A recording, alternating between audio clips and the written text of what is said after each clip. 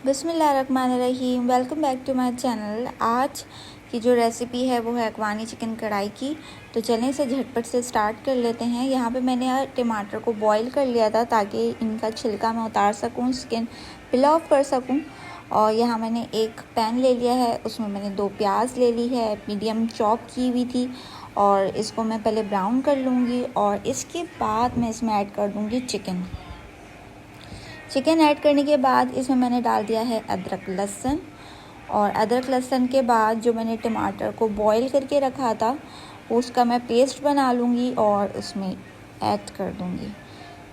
यहाँ मैं ऐड करने वाली हूँ 3 मसाले, जो कि है पिसी काली मिर्च, धनिया, कुटा धनिया और गरम मसाला।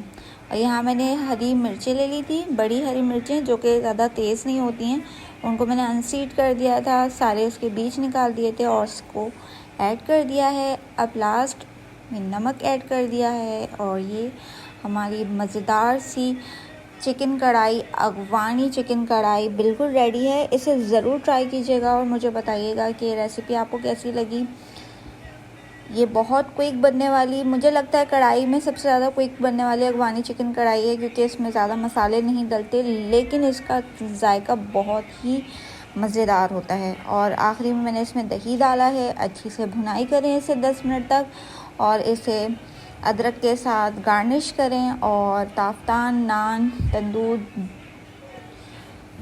के साथ एंजॉय करें। और मुझे दीजिए इजाज़त। चैनल को लाइक एंड सब्सक्राइब करना मत भूलिएगा।